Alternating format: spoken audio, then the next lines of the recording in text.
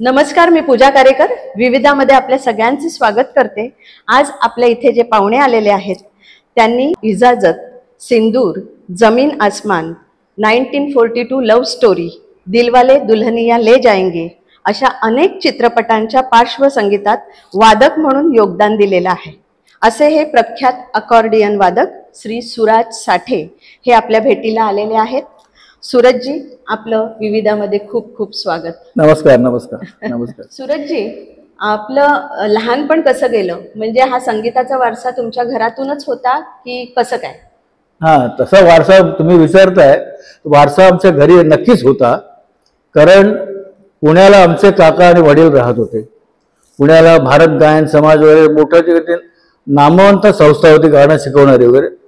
आणि पुण्याला आमचे वडील नाना साठे आणि काका बाळ साठे हे पुण्यामध्ये लहानपणापासून म्हणजे जन्मापासून पुण्यामध्ये होते ते। आणि ते पुण्यामध्ये त्यांना अशी त्यांचे मोठे बंधू सगळ्यांनाच वाद्यवादनाची आवड होती, सगळ्या भावंडांना। आणि ते त्याच्यामध्ये कसं करता करता पेटी वाजवायचा प्रयत्न करायचे किंवा एक रस्त्यावरून ते त्यांनी सांगितल्याप्रमाणे मी आठवण सांगतो की रस्त्यावरून एक सुखलाल परदेशी नावाचा एक भिकारीच होता तसं म्हटलं तर, तो रस्त्यावरून व्हायोलिन वाजवतो असं चालत चालत जायचा। आणि पुण्यामध्ये वाडे होते, ते वाडे संस्कृतीमध्ये हे वाड्याच्या दिंडी दरवाजामध्ये बसून हे सगळे भाऊ त्याचं वादन ऐकायचे आणि तो जाताना त्याला मध्ये कधीतरी थांबायचे, अरे आतमध्ये आतमध्ये घरी आहे। आणि त्याला घरी बोलवून ते त्याच्याकडून काहीतरी वाजवून घ्यायचं आणि त्याला काहीतरी आपल्याकडून बक्षीस त्याला काहीतरी देत होते, तो आनंदाने निघून जायचा। आणि असं करत करत मग एकदा आमच्या वडिलांनी आणि काकांनी त्यांच्या मामांची घरामध्ये हार्मोनियम होती, त्यांचे मामा म्हणजे वकील होते आप्पासाहेब लेले, ते मामांची पेटी घेऊन हे दोघं आमचे वडील आणि काका बसले होते, पेटी वाजवून काहीतरी असं गाणं वाजवायचा प्रयत्न करत होते। आणि मामा नेमके बाहेरून कुठेतरी जाऊन आले आणि मामाने बघितलं की दोघं काहीतरी वाजवायचा प्रयत्न करतायत। त्यामुळे थोडेसे तसे नाही रागवलं नाही, पण ते म्हणाले, काय रे करताय? नाही मामा, आम्ही जरा पेटी वाजवून बघतो। तुम्हाला वाजवायचं, तुम्हाला आवडतंय, मग ही पेटी तुम्ही घेऊन जा। मामाने त्यांना पेटी स्वतःहून त्यांना वाजवायला दिली बक्षीस म्हणून। आणि तेव्हापासून ते दोघं वाजवायला लागले। आणि आपण म्हणावं तो वारसा नंतर सगळे ते वडील काका आमचे मुंबईला आले, तर त्यातला इतिहास खूप मोठा आहे। मोठा एवढा करता सांगतो की ते पुण्यामधला जे आणखी मी उल्लेख करत होतो काल तुम्हाला जेव्हा आपण भेटलो तेव्हा, की भालजी बेनरकर आणि मास्टर विनायक, तर भालजींकडे रामभाऊ भोरपकर म्हणून ते तबला वादक होते पुण्याचे। तर भालजींनी रामभाऊंना विचारलं, रामभाऊ कोणतरी व्हायोलिन वादक मिळतील का? ते रामभाऊ म्हणाले, हो आहेत ना, मी घेऊन येतो त्यांना, पुण्यामध्ये आहेत आमच्या ओळखीचे। त्यांना ते वासुदेव साठे ते नाव त्यांचं खरं नाव आहे, पण त्यांना ते टोपण नाव नाना म्हणायचे। ते म्हणाले, भालजी मी पुण्याला गेलो की त्यांना घेऊन येतो। तर रामभाऊ आमच्या घरी आले नानांकडे, नाना चला तुम्हाला कोल्हापूरला यावं लागेल, भालजींच्या कंपनीत तुम्हाला यायचं व्हायोलिन वादक म्हणून। ते नाना म्हणाले, अहो रामभाऊ, मी पुणे कधी सोडलं नाही, पुण्याच्या बाहेर मी कधीच गेलेलो नाही, आता ही पहिली वेळ असेल माझी की पुण्याच्या बाहेर मी कुठेतरी गावाला जातोय। म्हणजे चला नाना, तुम्हाला मी कोल्हापूरला घेऊन जाणार आहे, तुम्हाला खास बोलवणं आहे भालजी बेनरकरांचं। तर नाना तिकडे एक व्हायोलिन घेऊन गेले। काही दिवसांनी भालजी म्हणाले, नाना आणखी एखादा व्हायोलिन वादक मिळेल का? तर ते नाना म्हणाले, आमचे हो, माझा धाकटा भाऊ शिकतोय, नवीन वाजवतोय, शिकतोय। भालजी म्हणाले, हरकत नाही, नवीन वाजवतोय शिकतोय ना, तुम्ही त्या भावाला पण घेऊन या आपल्याकडे। म्हणून मग आमच्या वडिलांबरोबर नानाचे आमचे आणि काका बाळ साठे ते कोल्हापूरला तिकडे त्यांना जॉईन झाले। पण मग तुम्ही कसं काय लहानपणी वाजवायला? हा वारसा मी तेच सांगतो की, आणि त्याच्यानंतर ती घरात तिकडे ते दोघं वाजवायला आले। आणि मुंबई आपण म्हटलं की कंपनी कोल्हापूरून ते मुंबईला आले, म्हणजे भालजींचा मास्टर विनायक मुंबईला आले, इकडे आले, त्यांच्याबरोबर हे दोघं भाऊ पण मुंबईला येऊन तिथे स्थायिक झाले। स्थायिक झाल्यावरती मग ते आमच्याकडे घरात पेटी होतीच। आणि घरातली पेटी असेल, मी तर वयाच्या 5व्या वर्षी तितका लहान होतो मी की घरात पेटी होती, तर मी पेटी ओढून मी स्वतः, जसं मी म्हटलं काका आणि वडील सूर शोधत होते, त्याचप्रमाणे मी सुद्धा घरामध्ये पेटी उघडून असं काहीतरी वाजवायचा प्रयत्न सुरू केला, गाण्याचे सूर शोधतो, वाजवतो। ते बाजूला आमचे काका उभे होते बाळसाठी, ते काकाने बघितलं, अरे ह्याला काहीतरी वाद्य वाजवायची चांगलंच हे दिसते, जाण आहे चांगली। याला म्हणजे पिकअप चांगला दिसतोय, वाद्य वाजवायचा प्रयत्न करतो, याला सुराची जाण चांगली आहे, याला आपण शिकवूया म्हणाले काका. आणि काकाने तेव्हा शिकवायला सुरुवात केली. काका वडील दोघांनी पेटी शिकवायला सुरुवात केली. त्यामुळे वयाच्या 5व्या वर्षापासून मी पेटी वाजवायला लागलो. पेटी लहानपणापासूनच त्या तो वारसा जाण थोडी तो वारसा आमच्याकडे आला. वारसा तुमच्याकडे आला. व्हायोलिन, पेटी, तबला असं सगळंच तुम्ही वाजवत होतात. मला वाटतं पियानो पण तुम्ही वाजवायचात. तर हे सगळं वाजवत असताना एकदम अकॉर्डियन कडे वळावं, ह्या वाद्याकडे, असं तुम्हाला का वाटलं आणि कसे वळलात तुम्ही? तोही म्हणजे आमचा मी म्हणतो मजेशीर अनुभव किस्सा आहे की लहानपणी मी व्हायोलिन, पेटी तर मी अगोदर शिकलो, पण तबला मला काकाने शिकवला. बेबी व्हायोलिन आणलं होतं काकाने माझ्यासाठी. आणि घरी एक पियानो आणला होता जो आपण म्हणतो अपराईट, एक सिनेमामध्ये आपण बघतो मोठाच्या मोठा, तो कॉन्सर्ट पियानो असतो, हा आमच्या घरी आणला होता. तो त्याला अपराईट पियानो म्हणतात, असं उभा असतो तो. आणि तो मी पियानो आणला काकाने 1962 साली. मी त्या 10 वर्षाचा होतो. आणि पियानो आणला काकाने. LM फाल्टेडो नावाची कंपनी धोबीघाला म्हणजे दुकान आहे, सगळ्या वाद्यांचं दुकान आहे. तेव्हा पियानोचं भाडं होतं महिन्याला 20 रुपये. ते काकाने त्या घरी पियानो आणला होता. आणि पियानोची जी, कारण काकांना इंग्लिश नोटेशन माहिती होतं, ते त्यांचे जे ख्रिश्चन मित्र होते त्यांच्या मित्रांनी काकांना दाखवलं होतं नोटेशन.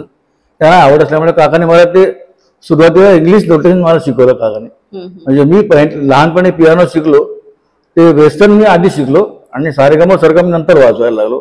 त्यामुळे पियानो असं करता करता मग माझं वादन चालू होतं. मी आकाशवाणीमध्ये काका मला घेऊन गेले.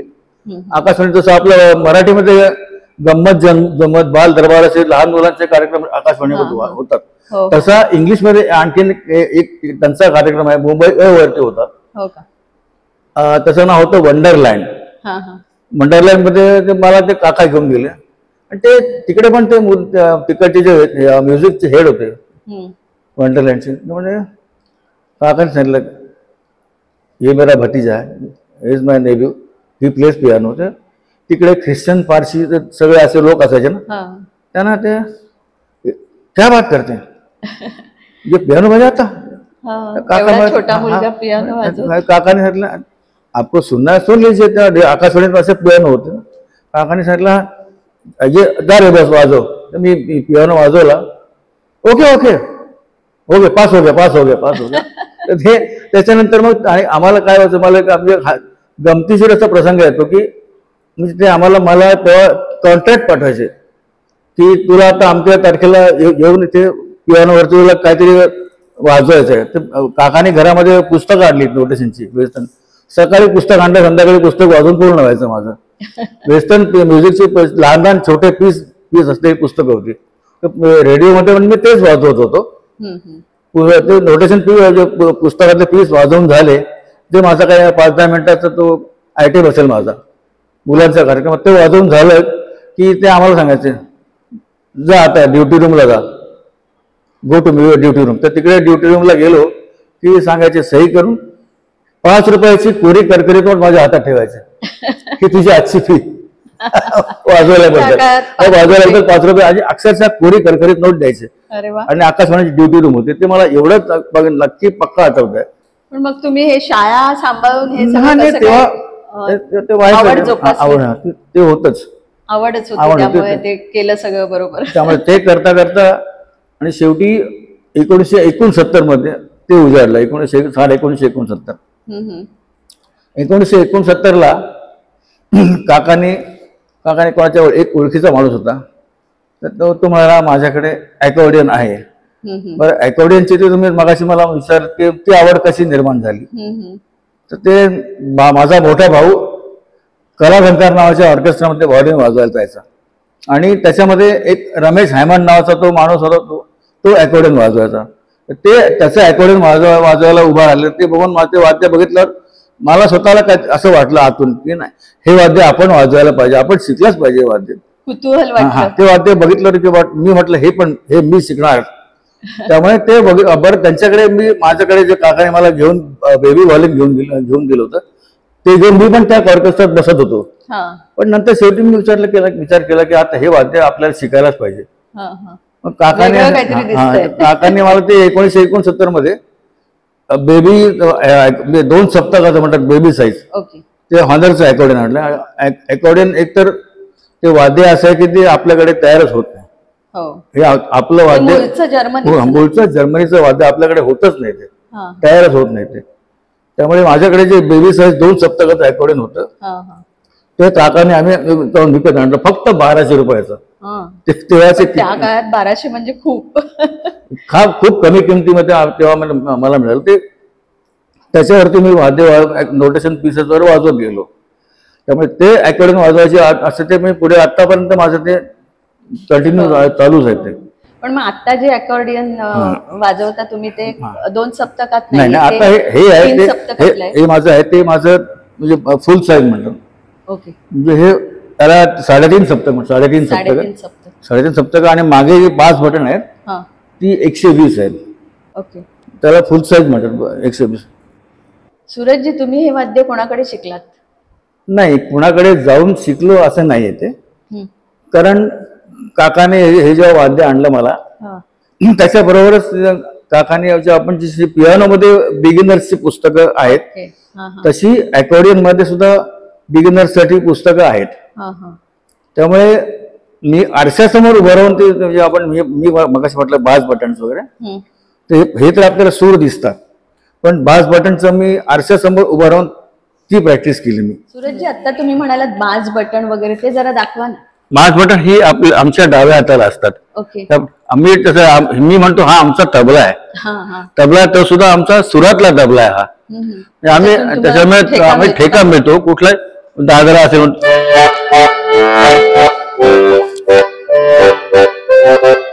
आता हा दादरा झाला. आता केरवा आणि याच्यामध्ये आमचे त्याने मागे आणखी कपलर्स पण आहेत. हा बारीक आहे, हा थोडा हा मफल्ड आहे, अजून हा आणखी मफल्ड, हा थोडा बेस आहे, हा थिन कपलर आहे. असे आम्ही याच्यामध्ये आणि कॉर्ड प्रमाणे गाण्याची चाल असते त्याप्रमाणे आम्ही मागे कॉर्ड बदलतो. गाण्याच्या चालीप्रमाणे आम्ही एकाच वेळी खूप गोष्टी करायच्या. आम्ही एकत्र वाजवतो. वन मॅन शो सारखं होत आहे. वन मॅन शो सारखं होतं खरंच. आणि ही बटणं ही पियानो सारखी जरा लांब आहेत ना, पियानो सारखी लांब असल्यामुळेच याला पियानो अकॉर्डियन असं नाव आहे. ओके. आणि तुम्ही जे मागच्या परवा मला विचारलं की हे वाद्य मी सांगितलं आपलं नाही आहे, पण ह्या वाद्याचा शोधच मुळे माझ्या माहितीप्रमाणे 250 वर्षापूर्वीचा हे वाद्य आहे. इतकं जुनं वाद्य ह्याचा शोध लागला तो म्हणजे परदेशी जर्मनी तिथे शोध लागला. आणि जेव्हा माईक सिस्टीम साऊंड सिस्टीम काही नव्हतं तेव्हा या वाद्याचा शोध लागलाय. आणि त्यावेळी आम्ही म्हणतो याचा भाता इतका पंख्यासारखा मोठा असतो भाता, इतकी त्याची आस लांब राहते.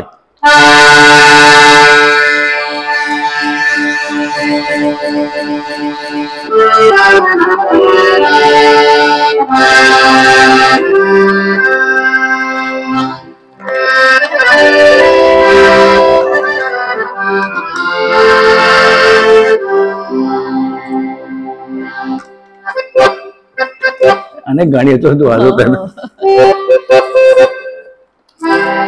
हा भाता पुन्हा आवाज सुद्धा काढता ना ट्रेनचा तोही पुढचा प्रसंग. ट्रेनचा म्हणजे मला एक अरुण पडवलने युक्ती सांगितली जी म्हणजे अरुण मी मुद्दाम ते नाव घेतलंच पाहिजे कारण अरुणने मला ती युक्ती सांगितली ती खरंच फायदेशीर युक्ती आहे. ती अरुणने सांगितलं मला की अरुण पडवल आपले गिरगाववरच होते पण ते चांगले अकॉर्डिंग वाजवायचे. अरुणने मला सांगितलं तुला ट्रेनचा इफेक्ट द्यायचा असेल तर ते म्हणजे तू एक काम कर, अकॉर्डियन आहे असं इथून खालच्या बाजूने इकडे हा ते आता हे 2 आहेत ना वरती मी उभे ठेवलं त्यामुळे खालच्या बाजूने अकॉर्डियनचा स्टॉपर बंद कर. आता हे अकॉर्डियन खालून लॉक केलं. आता म्हणे तुला ट्रेनचं तो वाजवायचं म्हणे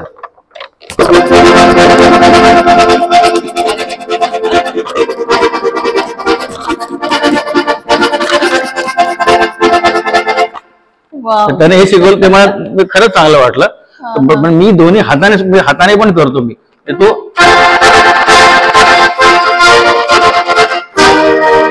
आता मेरे शब्द गाणीमध्ये आम्ही हाताने करतो.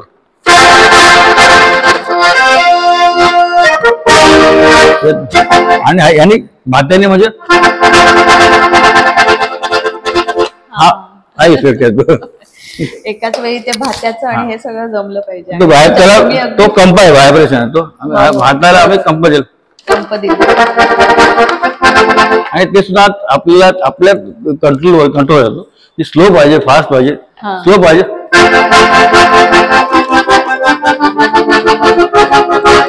आता आम्ही गाडी थांबते. ओके.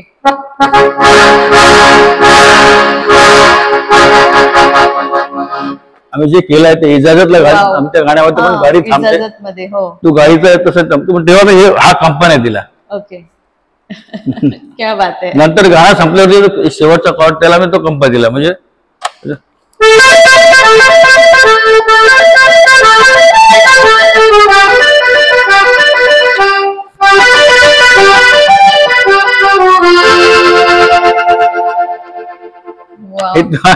तेव्हा कंप दिला होता.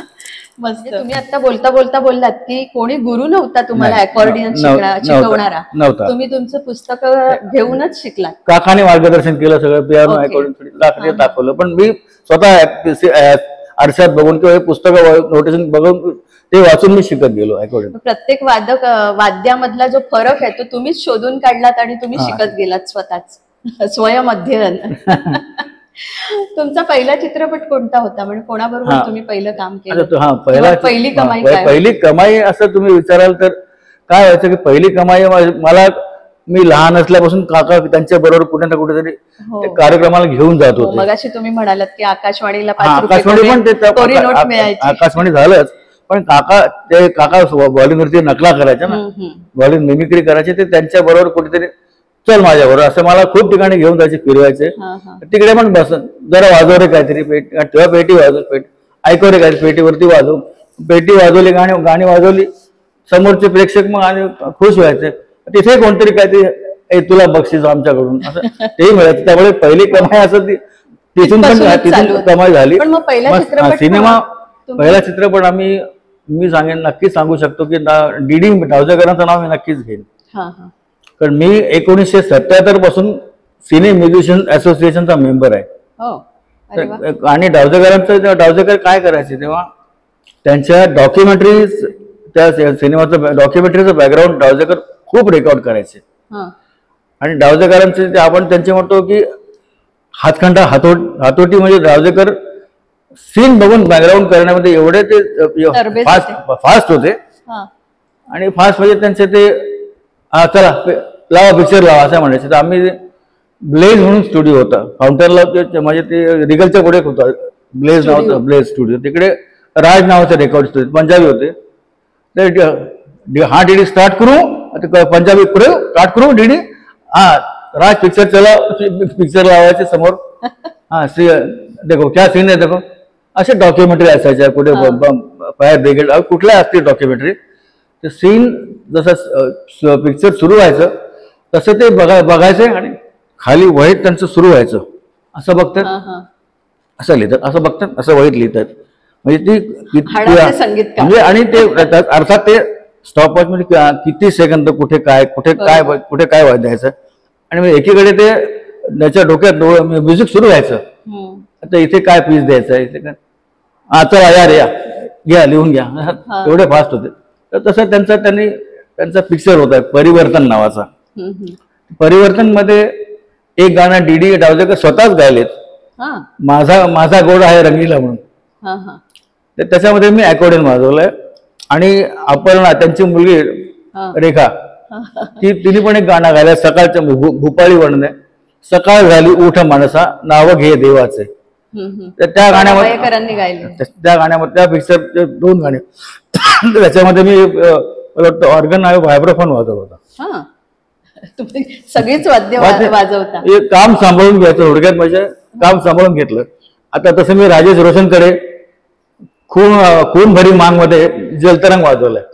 साईड रिदमला काय वेगवेगळी वाद्य वाजवून जेणे की जलतरंग मध्ये कसं आहे, जलतरंग म्हणजे मोठ्या पेलामध्ये पाणी भरून ते सुरामध्ये आपण ज्या सुरात वाजवायचं ते काठीने वाजवायचं. जलतरंग ते जिने के बहाने लाखो आहे अशा भोसल्याने गाण्यात त्याच्यामध्ये मी जलतरंग वाजवलं.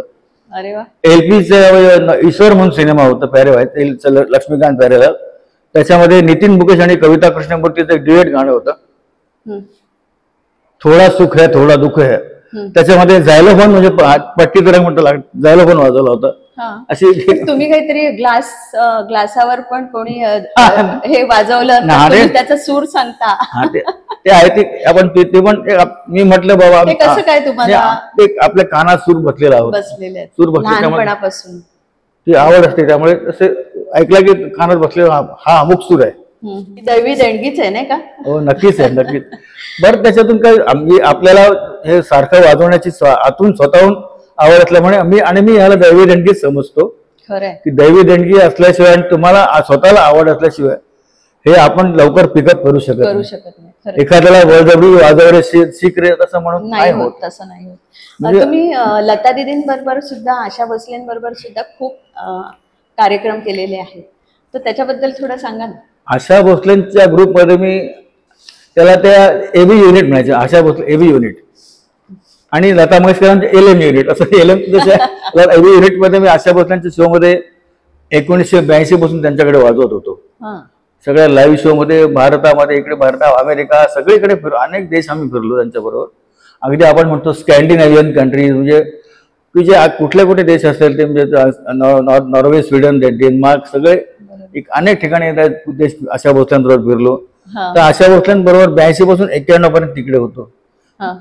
92 पासून मी लता दीदींच्या त्यांच्या गृह शो मध्ये वाजवायला लागलो. 92 पासून त्या अगदी त्यांनी भाग्यवान आहात त्यांचे शो त्यांनी थांबवेपर्यंत, दीदींनी प्रकृतीच्या कारणास्तव उतार वयामुळे त्यांनी शो बंद करेपर्यंत त्यांच्याकडे मी होतोच. त्यांच्या शो मध्ये म्हणा की त्यांची अनेक रेकॉर्डिंग, त्यांच्या लता दीदींची सोलो रेकॉर्डिंग असतील, गाण्याची रेकॉर्डिंग असतील किंवा हृदयनाथ मंगेशकरांची गाणी असतील, त्या आग्रहाने बोलवून घ्यायच्या. साठेना बोलवून घ्या, माझ्याबरोबर गाणं फॉलो करायला. म्हणजे त्यांच्याबरोबर आम्हाला गाणं पूर्ण वाजवायला बोलवायचं. जशा गायच्या त्या तसं ते गाणं आम्ही गाण्याचं नोटेशन लिहून ते आम्ही गाणं पेटीवरती किंवा ऐकवून दीदी आणि आशा ते दोघे जण की मला तुम्ही माझ्याबरोबर गाणं फॉलो करायला पाहिजे. म्हणजे जो सिनेमामध्ये एक सॉन्ग व्हॉल्यूम नावाचं एक पूर्वी म्युझिशियन असायचे. सॉन्ग व्हॉल्यूम म्हणजे काय करायचे, पूर्ण गाणं ते वाजवून ठेवायचं आणि नंतर गाय घेऊन ते व्हॉल्यूम ते ऐकून हेडफोन मध्ये ऐकून ते गायचे. किंवा लाईव्ह रेकॉर्डिंग मध्ये सुद्धा समोर बसलेले असायचे. सिंगर बूथ मध्ये गायक आहेत आणि बाहेर व्हॉल्यूम वाजवून ते गाणं फॉलो करतात. ते ऐकून सुद्धा त्यामुळे आम्हाला बोलवायचं की माझ्याबरोबर तुम्हाला गाणं वाजवा. संगीतकार नदीम श्रवण यांच्याबरोबर सुद्धा तुम्ही खूप काम केलेलं आहे, तर त्यांच्याबद्दल काय सांगाल? त्यांचं काय वैशिष्ट्य? आम्ही हे जेवढं म्हणजे सगळं कोणी मान्य करेल की नदीम श्रवण, आनंद बेलीन या 3-4 ज्या जोड्या होत्या संगीतकारांच्या, त्यांनी पुन्हा आम्ही म्हणतो म्हणजे लोकांना सुद्धा खरंच पटतंय की ह्या लोकांनी पुन्हा मधुर मेलोडियस गाणी पुन्हा आणली परत.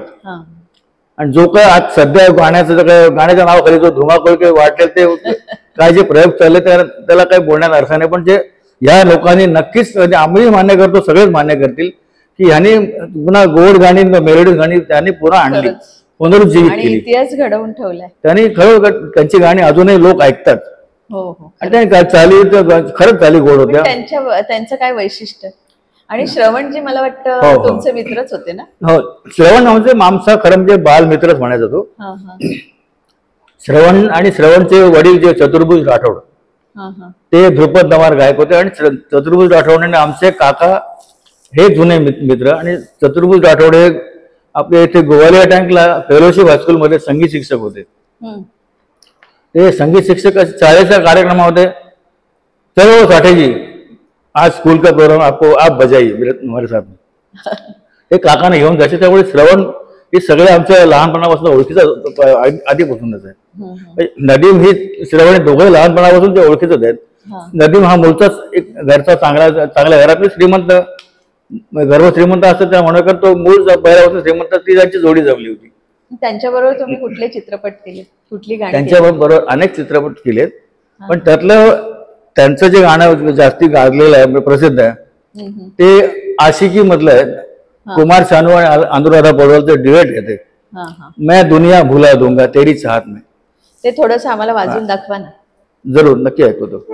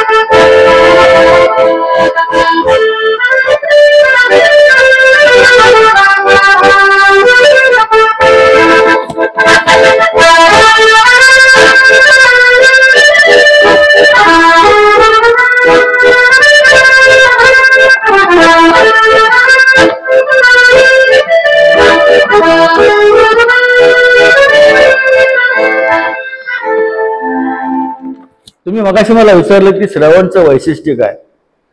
तर काय, श्रवणच्या घरामध्ये गाणं होतच. म्हणजे चतुर्भुज राठोड चांगले ध्रुपद दबार काय अगदी तयारीचे गायक होते ते, त्यामुळे श्रवणच्या घरात गाणं होतं. स्वतः श्रवण हा तबला वादक चांगला होता. तबला, आणि तो श्रवण एलपी कडे, म्हणजे आम्ही आमच्या तोंडून आपोआपच एलपी, लक्ष्मीकांत प्यारेलालच्या ऐवजी एलपी, राजेश रोशनचे आम्ही राजू रोशन, आमचे तो आपोआप आमचे स्वाभाविक आम्हाला आम्ही तो हीच आमच्या म्हणतो आम्ही, आम्हाला ही सवय झाली बोलायची. त्यामुळे एलपी कडे श्रवण त्यांच्या सिटिंगमध्ये ढोलक तबला वाजवायला जायचा. म्हणजे आणि श्रवणच्या चाली श्रवण चांगल्या तयार करायचा. श्रवणचं ते त्याला तो घरामध्ये गाण्याचं गायकीचा अंग असल्यामुळे श्रवण चांगली गाणी, म्हणजे सुरेल गाणी तयार करायचा, पेटीवरती वाजवायचं चांगला, नदीमय गाणी तयार करायचं. त्यामुळे श्रवणची गाणी तो श्रवण छान तयार करायचं.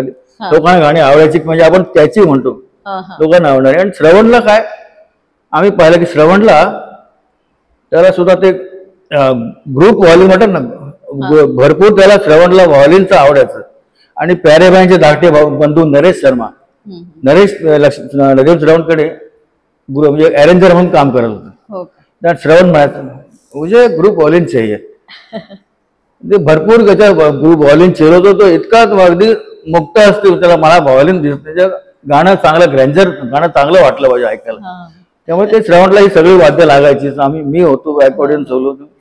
आणि तुम्ही पहिली परदेशवारी 1971 साली केली. हो हो. ती संधी कशी काय चालून आली? ती सुद्धा 71 साली सुद्धा आपण तो योगायोग काय म्हणायचा की 1971ला आम्ही जे शिपिंग कॉर्पोरेशन ऑफ इंडिया त्यांच्या शिपने आम्ही जाणार होतो ईस्ट आफ्रिकेला. आणि ते शिपिंग कॉर्पोरेशनच्या बोटीने आम्ही जाणार होतो. तेव्हा सुद्धा आमचाच ग्रुप होता, म्हणजे चतुर्भुज राठोड, श्रवण होता, श्रवणचा धाकटा भाऊ रूपकुमार राठोड जो आज सध्या गझल गायक प्रसिद्ध आहे, रूपकुमार, नंतर मी होतो अकॉर्डियनला, आणि आणखी एक इंदुकुमार पारेख म्हणून गुजराती गायक होते. तर ते गुजराती गायक म्हणजे गरबात गुजराती गाणी गायचे. तर त्या शिपवरती त्यांचा असा प्रकार होता की जाताना 2 प्रोग्राम, येताना 2 प्रोग्राम. म्हणजे आता लोकांना हसू येईल की जाताना 2 कार्यक्रम वाजवले, येताना 2 कार्यक्रम वाजवले. आम्हाला प्रत्येक माणशी 50 रुपये प्रत्येक कार्यक्रमाचे, म्हणजे 50 चोक 200 रुपये ते आम्हाला तेव्हा मिळाले. आणि 71ला माझं, मी म्हटलं 71 माझी पहिली परदेश टूर झाली, फॉरेन टूर. आणि तो 71ला मी सगळ्यात पहिला पासपोर्ट काढलेला, बाहेर जायचं फॉरेन, म्हणून तो माझा पहिला पासपोर्ट मी 71ला काढला. तेव्हा पासपोर्ट 3-3 वर्ष मिळायचे, म्हणजे 71 ते 74, 74 ते 77, नंतर 5-5 वर्ष द्यायला लागले. त्यामुळे ही 71ला माझी पहिली बाहेरची टूर होती. तुमचे सगळ्यात आवडते संगीतकार कोण होते? हा चुकीचा प्रश्न आहे. चुकीचा म्हणजे असं आम्हाला काय, तसं आम्हाला ते अमुकच नाव घेतलं की तो चांगला हे नाही असं, ते तसं आम्ही नाही. कारण काय प्रत्येकाची आपापली वैशिष्ट्य, आपली स्टाईल आहे. बरोबर. पण शंकर जयकिशन आणि कल्याण जयरांची यांच्याशी आमची ह्या सगळ्यांची गाणी आम्ही ऐकली. प्रत्येकाचं काम आम्ही प्रत्येकाकडे काम केलं, वाजवलंय आम्ही. शंकर जयकिशनकडे काय त्यांचा ते एक कटाक्ष होता, त्यांचाही सुद्धा की भर म्हणजे आम्हाला मोठा ग्रुप पाहिजे, त्याच्यामध्ये काटकसर किंवा हात आखड्याचा नाही. म्हणजे प्रोड्युसर ते मान्यच केलं पाहिजे की प्रोड्युसर त्यांच्याकरता थांबून राहायचे. संगीतकार शंकर जयकिशनची गाणी आपल्याला त्यांना साईन करायला त्यांना आपण साईन करायला जायचं म्हणून प्रोड्युसर त्यांच्याकडे बाहेर म्युझिक रूमच्या बाहेर प्रोड्युसर बाकावरती ते ताटकळत बसायचे की तुम्ही आम्हाला कधी गाणी देताय. ते कुणाला एखाद्या फक्त असताही साईन लाईन दिली आपका क्या चलो आपका अंतराल लेके जाओ असं म्हणते करायचे. एवढे ते तेव्हा बिझी होते ही जोडी. आणि त्यांचं म्हणजे भर आपली गाणी चांगली व्हायला पाहिजेत आणि सगळ्या लोकांना आवडली पाहिजेत. त्यामुळे चाली सोप्या वैशिष्ट्य म्हणजे त्यांचं आपण त्यांच्याकडे सेबॅस्टियन नावाचे अरेंजर होते आणि त्यांचं काय म्हणजे आपण म्हणतो की गाण्याच्या अगोदर जवळजवळ 2.5-3 मिनिटाचं नुसतं म्युझिक असायचं. म्हणजे मूळ गाणं सुरू व्हायच्या आधी त्यांचं जे आम्ही म्हटलं की आउटडोअर सीन आहे. आपण म्हणतो की बोल मेरी तकदीर में क्या है त्याच्या आधीचं म्युझिक तुम्ही मुद्दाम ऐकून बघा. हरियालीवर असतं बोल मेरी तकदीरच्या आधीचे एक एवढं मोठं म्युझिक चालू असतं. वातावरण निर्मिती त्या गाण्याच्या आपण मोजतो घरात मोजतोय 2.5-3 मिनिटापर्यंत ते गाण्याच्या अगोदरचं म्युझिक चाललेलं असतं. व्हॉल्यूम्स गुड व्हॉल्यूम वाजतायत असं रिच वाटतं की व्हॉल्यूम्स आहे कोरस आहे सगळं आउटडोअर सीन तुम्हाला दाखवत आहेत. ते करत करत शेवटी बोल मेरी तक तिकडनं गाणं सुरू होतं. ते तोपर्यंत आधी तुम्हाला सगळीकडे फिरवून आणतात.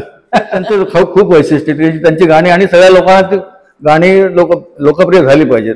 किंवा आनंदजेबाईंचा कल्याण आनंदजेबाईंमध्ये आनंदजेबाईंचा तोच आग्रह असायचा. आनंदजेबाई सुद्धा एकदा विजय शहाला म्हणाले विजूला एकदा विजूने सह आता आपण बोलता बोलता उगाच म्हणजे मला आठवलं म्हणून सांगतो मी की विजू शहाने एकदा फिल्म सेंटरमध्ये रेकॉर्डिंग चालू असताना कुठल्या त्या गाण्याचं आम्ही वाजवायला होतं. विजू शहाने कधी म्युझिक तयार करून आणलं विजूने अरेंजमेंट केली होती. म्युझिक तयार केलं होतं आणि रिहर्सल चालू सगळे वाजवत होते. आनंदजेबाई आतमध्ये आले विजू सुनाओ क्या म्युझिक क्या बनाया क्या म्युझिक सुन तर 1 2 गेलं हाँ बजाइए. ते म्युझिक झालं सुरुवात झाली तर विजू रुक जाओ म्यूजिक बहुत अच्छा बना है इसमें कोई शक नहीं है बहुत अच्छा म्यूजिक बना है लेकिन म्यूजिक ये पूरा म्यूजिक निकाल दो ये पूरा चेंज करो इसमें और एकदम सिंपल म्यूजिक बनाओ. ऐसा सिंपल म्यूजिक बनाओ कि सब लोग गा सके सब लोग बजा सके. ये सबको म्यूजिक याद रहना चाहिए. तो म्यूजिक अच्छा बना है मैं तो ना नहीं बोल रहा हूँ म्यूजिक पूरा चेंज करो.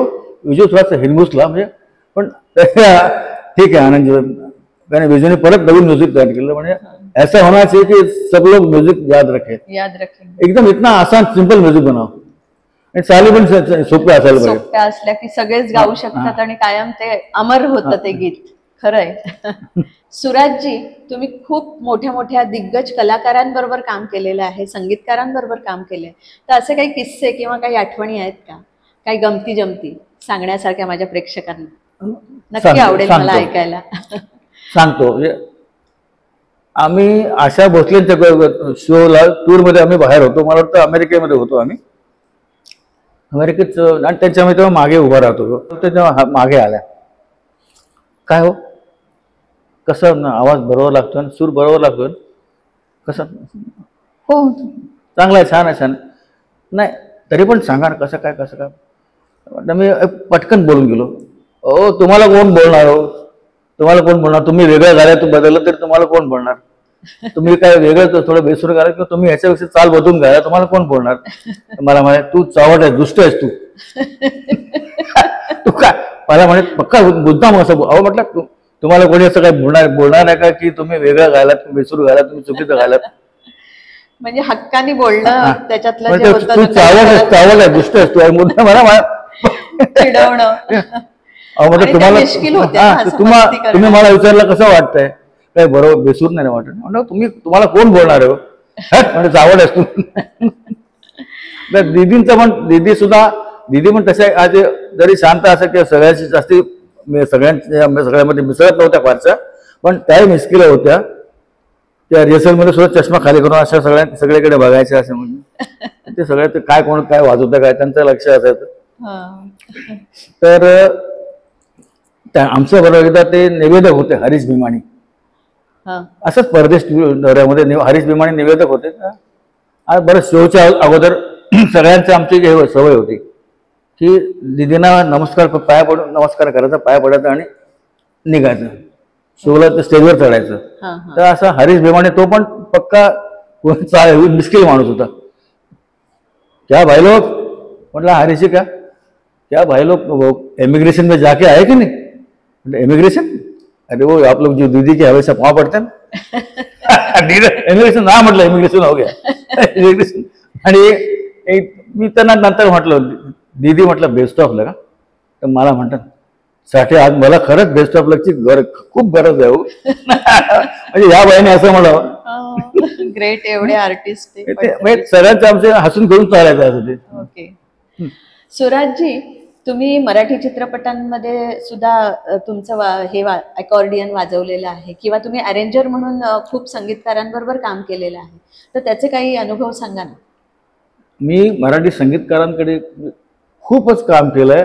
आम्हाला कधी कधी बोलता बोलता काय काय गाणी आठवतात. काही संगीतकार मी म्हणजे आकाशवाणीवरती संगीतकारांबरोबर अरेंजर म्हणून काम केलं आहे. दूरदर्शनला काम केलं आहे संगीतकार म्हणून. मग अनेक संगीतकारांची किती नावं घ्यावी तेवढी आपल्याला असं खूप नाव आहेत. म्हणजे मराठी सिनेमा करता आपण नावं घेतली तर नंदू होनप झाला, अच्युत ठाकूर, अनेक बाळ पळसुले आणि कितीतरी संगीतकार मराठीमध्ये मी त्यांच्याकरता गाणी अरेंज केलेली आहेत. सुधीर फडक्यांचा सुद्धा, सुधीर फडक्यांचा रेशीम गाठी नावाचा तो सिनेमा येऊन गेला. श्रीधर फडकेकडे तर अनेक श्रीधरचं खरं कधी बोलू नये हे नाव सिनेमाचं खरं कधी बोलू नये, पण आम्ही खरं सांगतो हे नाव सिनेमात खरं कधी बोलू नये त्या सिनेमात आम्ही गाणी अरेंजमेंट केली.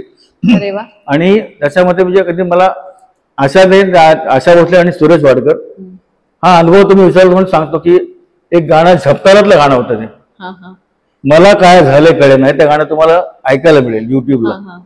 ते आशा भोसले सुरेश वाडकर डिवेट आहे. ते मला काय झाले कळे नाही त्यातली व्हॉल्यूम्स वगैरे अशी ऑब्लिगाटो म्हणतात त्याला. गाण्याच्या मागचं म्युझिक असतं कॉन्ट्रा मेलोडी ऑब्लिगाटो म्हणतात. ती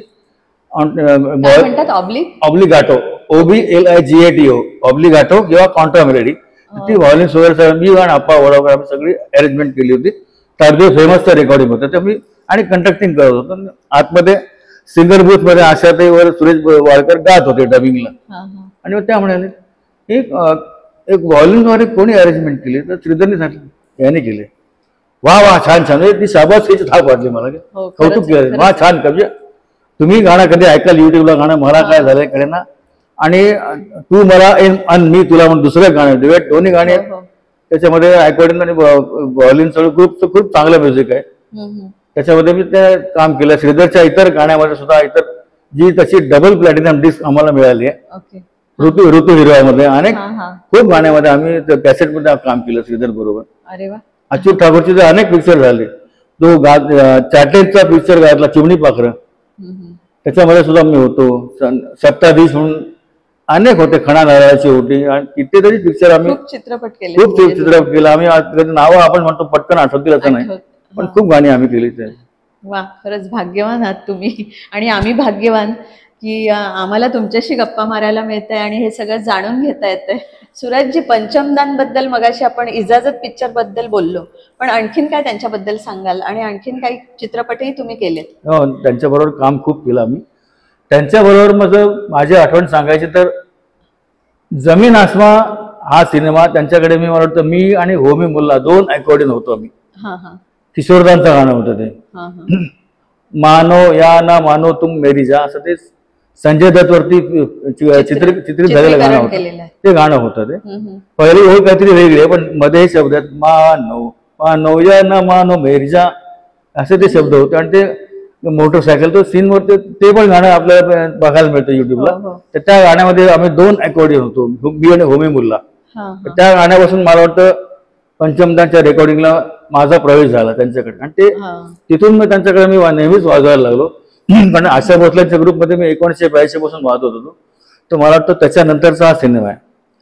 आणि अक्षरशः म्हणजे आम्हाला काय चांगलं वाटतं की आम्ही गाणं वाजवल्यावरती ते गाणं आम्हाला पडद्यावरती म्हणजे आम्हाला त्या स्पीकरवरती ऐकायला मिळालं. म्हणजे आपण तुम्ही सिनेमा बघताना जे स्क्रीनच्या मागे जे स्पीकर असतात ते गाणं टेक ओके झाल्यानंतर रेकॉर्डिस्ट म्हणतात अबे गाणं स्क्रीन पे सुनो. म्हणजे पडद्यावरती तुम्हाला कसं ऐकायला येईल ते पडद्यावरती त्या स्पीकरवरती गाणं ऐकवतात. ते आम्हाला साऊंड तो येतो पडद्यावरचा की तुम्हाला गाणं असं ऐकायला मिळेल.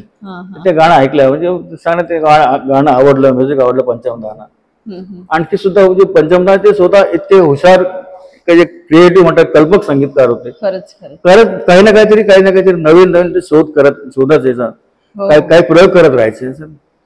आम्ही घरी काय वाजवलं, अभी क्या बजा रहे थे, अच्छा लग रहा, फिर से बजा, मतलब दादा ऐसे बजा रहे, अभी क्या बजा, हाँ इसको ये अच्छा लगा, गाने में इसको रखते हैं, असं ते प्रत्येकाला काहीतरी उत्तेजन द्यायचं. अरे वा.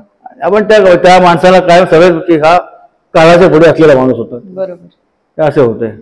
हे खरे कलाकार, ग्रेट. आणि राज कपूर तुम्ही सुद्धा खरंच ग्रेट. आता आणखी म्हणजे मी स्वतःहून आता ऍड करतोय माझ्या म्हणजे आठवणी विचारले तर राज कपूरचं ते ग्रेट शोमन म्हणतात. तर राज कपूरच्या हिनामध्ये पण मी वाजवलंय. हो. देर करता नाही म्हणजे मेरे जागने से पहिले सूरज वाडकर, त्या गाण्यामध्ये सुद्धा मी फिल्म सेंटर मध्ये रेकॉर्डिंग होतं. त्या गाण्यामध्ये मी अकॉर्डियन वाजवायला होतो, रवींद्र जैन. तेव्हा सुद्धा स्वतः खुद्द राज कपूर आतमध्ये हजर होते, रेकॉर्डिंग वाजवायला बसलेले होते. त्यांनी पण जेव्हा ते त्यांना आवडलं, कारण त्यांना अकॉर्डिंग वगैरे ते वाद्य आवडायचे. हा, ते अर्थात ते सिनेमामध्ये वाद्य घेऊन ते आणि सिनेमात ते बेबी साईज वाद्य घेऊन शूटिंग मध्ये यायचे. ते त्यांना त्यामुळे ते अगदी जातीने हजर होते गाणं चालू असताना. ह्या खूप आठवणी आहे तसं. हा सगळा सांगीतिक प्रवास ऐकताना मला राहून एक प्रश्न विचारावासा वाटतोय, पर्सनल आहे, की कौटुंबिक तुमचं सहजीवन कसं होतं आणि तुम्हाला सपोर्ट कसा होता कुटुंबाकडून, कारण सतत बाहेर राहावं लागतं ना या क्षेत्रामध्ये. सपोर्ट मिळते आमची. अगदी आपण म्हणतो की माझं, तुम्ही प्रश्न विचारला म्हणजे आपण म्हणतो की मुलगी बघणं आता म्हणजे खरोखर म्हणजे की मुलगी बघतात वधू परीक्षा किंवा असं म्हणतो, तसं मी एकच बघितली आणि तिलाच मी होकार दिला. 1980 पासून आजपर्यंत आमचा संसार सुरळीत चालू आहे. 1980 आता 2024 अर्ध झाला, आमचा संसार सुरळीत चालू आहे. आणि घरच्या लोकांच्या पाठिंब्याशिवाय, घरच्या लोकांनी सपोर्ट केल्याशिवाय, घरच्या लोकांच्या त्याशिवाय आम्ही इथपर्यंत जाऊ शकतच नाही. कारण आमचं एक क्षेत्र असं आहे की रेकॉर्डिंग असो, शो असो, वेळोवेळी आमचं कुठलंही आमची वेळ नक्की नसते. जेवणाची काय घरी यायची, आता कधी रात्री 2 वाजता येतो, 3 वाजता येतो, सकाळी बाहेर जायचं. आमची गाणी रेकॉर्डिंग चालू असताना सकाळी तो वर जायचो स्टुडिओ, आम्ही जातो तो स्टुडिओ, ते रात्री खाली उतरायचं, असं आमचं व्हायचं. ते इतकीच कामं तेव्हा जोरात चालायची. म्हणजे सगळ्या घरामध्ये आपण घरची आघाडी सांभाळणं म्हणतात. खरंच वहिनींचं खूप कौतुक. त्यामुळे त्यांनी चांगलं सांभाळलं घरी, आमचे आई वडील काका सगळ्यांनीच आम्हाला मग कायम उत्तेजन दिलं होतं. आता घरामध्ये ती आहे, दोन्ही मुलं, दोघांचं आता धाकट्या मुलाचं तिचे आमची सुनबाई आणि सगळ्यांनाच ती प्रत्येकाला घरामध्ये. आणि ही आवड असल्यामुळे कोणी असं काय चाललंय. मग तुमच्या घरातली मुलगे वगैरे, मुलगा आहे ना तुम्हाला? दोन्ही. मोठा मुलगा शिकवण्या घेतो, मोठा मुलगा सुद्धा कीबोर्ड वाजवतो, कीबोर्ड हार्मोनियम. तो मोठा मुलगा हल्ली ट्युशन घेतो. धाकटा इंजिनियर आहे, उदय इंडिया कंपनीत केमिकल इंजिनियर आहे तो. पण त्यालाही गिटारची आवड आहे, तो गिटार वाजवत बसतो. कधी मला बाबा इकडे कुठला गाव, तिकडे कुठला, हे गाणं कसं, तो गिटार वाजून गातो घेतो. पण त्याला सुद्धा आवड आहे, म्हणजे हा वारसा पुढे चालू आहे. पण तो म्हणतो नाही मला गिटार आवड म्हणून वाजवतो मी, पण मला पूर्णपणे ह्या तुमच्या लाईनला यायचं नाही. तो त्याची नोकरी चांगली, ते केमिकल इंजिनियर, तो तिकडे ऑफिसर आहे, त्यामुळे तो त्याचा छंदही जोपासतोय. आवडते गोष्ट आहे, खूपच छान. सुराजजी, काल मी तुमच्या घरी आले होते तेव्हा तुमचं कपाट सगळं पुरस्कारांनी भरलेलं होतं, ते बघून खूप आनंद होत होता. तर त्याच्याबद्दल तुम्ही काय सांगाल, की ते पुरस्कार घेताना तुम्हाला मिळालेला आनंद, त्याच्याबद्दल काय सांगाल? पुरस्कार घेताना केव्हाही कुठल्याही व्यक्तीला नक्कीच आनंद होतो आणि होणारच आहे तो. आम्ही कुठे आणि किती ठिकाणी पुरस्कार घेतले आणि कुठे आम्हाला मिळाले. आता काल ज्यांनी आमच्या घरी येऊन ते पुरस्कार बघितले, तर आता ह्या कुठला पुरस्कार, कलकत्त्याला आम्ही गेलो, त्या तिकडल्या बंगाली भाषेत लिहिलेलं काहीतरी, आशाबाईंच्या सोबत तिकडलं काहीतरी लिहिलेले पुरस्कार, इकडले ह्या गावचा तिकडले, आपण अनेक पुरस्कार आहेत. त्याच्यामध्ये 1-2 वर्षापूर्वी मला मिरची मराठी म्युझिक अवॉर्डचा पुरस्कार मिळाला होता. तो बांद्र्याला जे बालगंधर्व थिएटर बांधलेलं आहे, ते नवीन बांधलं त्याने, त्या थिएटरमध्ये पुरस्कार सोहळा झाला होता. त्या पुरस्कार सोहळ्यात त्यांनी सगळे हे म्हणजे ज्युरी मंडळी म्हणतात ते अशोकपती राहुल रानडे, अनेक निहार आसपाल खूप त्याच्यामध्ये नामवंत मंडळी त्याच्यामध्ये परीक्षक होते त्याच्यामध्ये. तर त्याच्यामध्ये प्रमोद गैसाचे माझं नाव सुचवलं होतं. त्यामुळे त्या पुरस्कारासाठी माझी निवड झाली. मिरची मराठी म्युझिक अवॉर्ड. आणि त्यांनी मला दिलं होतं की तुमच्या अनेक वर्ष तुम्ही मराठी म्युझिक अवॉर्ड चित्रपट म्युझिक करता योगदान दिलं, त्याकरता आम्ही तुम्हाला हा पुरस्कार जाहीर केला, तुम्हाला देत आहोत. तो पुरस्कार माझं नाव जाहीर झाल्यावर मी स्टेजवरती गेलो होतो. अनेक मंडळी तेव्हा हजर होती, अजय अतुल खूप मंडळी हजर होती. तर पुरस्कार घ्यायला मी स्टेजवरती गेलो आणि पुरस्कार दिला. अशोक बच्चेनं नमस्कार केला आणि मी त्याला म्हटलं मी काहीतरी बोलू इच्छितो. त्याने घ्या म्हणे माईक घ्या. तो म्हटलं आज मला हा रेडिओ मिरची पुरस्कार तुम्ही प्रेमाने दिलात. ते म्हटलं मला खरंच मी भरून पावलं, मला भरून नाही आलाय तसं म्हटलं. तुम्ही 2-4 अर्थी पण म्हटलं की मला आनंद झाला खूप खूप. आणि म्हटलं हे तुमचं पुरस्काराचं नाव मिरची मराठी म्युझिक अवॉर्ड. म्हटलं मला एक अगदी आवर्जून सांगावं असं वाटतंय की ही मिरची तुम्ही अवॉर्ड जाहीर केलंय, पण म्हटलं ही मिरची तिखट नाही, मिरची गोड आहे म्हटली. हो खरंच. ह्या गोड नोटवर आपण इथेच गप्पा थांबवतोय. तर आज आपला सांगीतिक प्रवास सगळा उलगडलात तुम्ही आणि माझ्या प्रेक्षकांपर्यंत तो पोहोचला या माध्यमातून. तर सुराजजी तुमचे खूप खूप आभार. धन्यवाद, सगळ्यांना धन्यवाद. देवधर स्कूल ऑफ म्युझिकच्या या वास्तूमध्ये मोठे मोठे कलाकार येऊन गेलेले आहेत आणि या वास्तूमध्ये आज आपल्याला गप्पा मारण्याचा योग आला. हे खरंच आपलं भाग्य. संचालकांचे खूप खूप आभार. या गप्पा तुम्हाला कशा वाटल्या हे कमेंटमध्ये नक्की कळवा. लाईक करा, शेअर करा आणि सबस्क्राईब करा. धन्यवाद.